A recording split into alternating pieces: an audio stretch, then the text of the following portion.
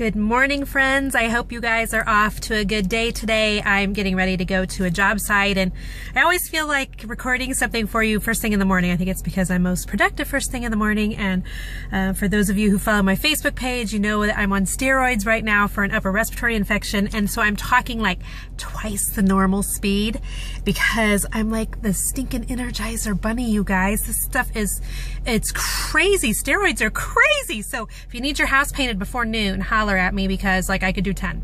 Okay, so here's what I'm thinking about this morning.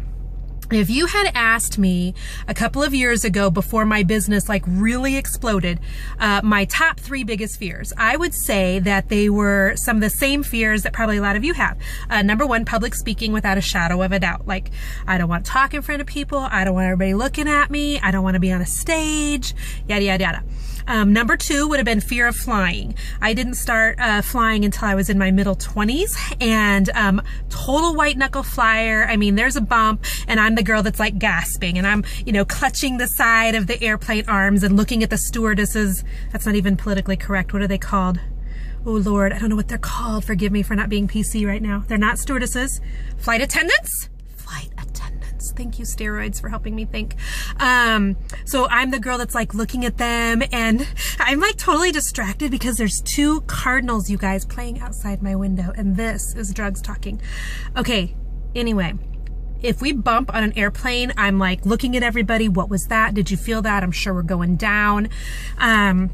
My 3rd biggest fear is water. And if you've been following my blog for any length of time, you'll know that when I was 39, I decided I wanted to do my first triathlon for my 40th birthday party, but I had never stuck my head underwater without plugging my nose. So I forced myself to take swim lessons as a 39-year-old woman and have been triathloning ever since.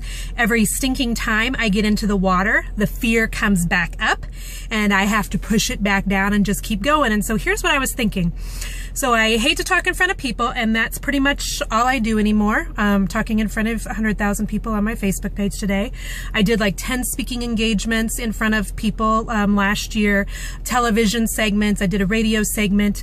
And so I hate to fly. Last year alone, I flew, I think, 7 times for work. 7. I am leaving for Belize in the next week, which requires an airplane over water. And I hate water.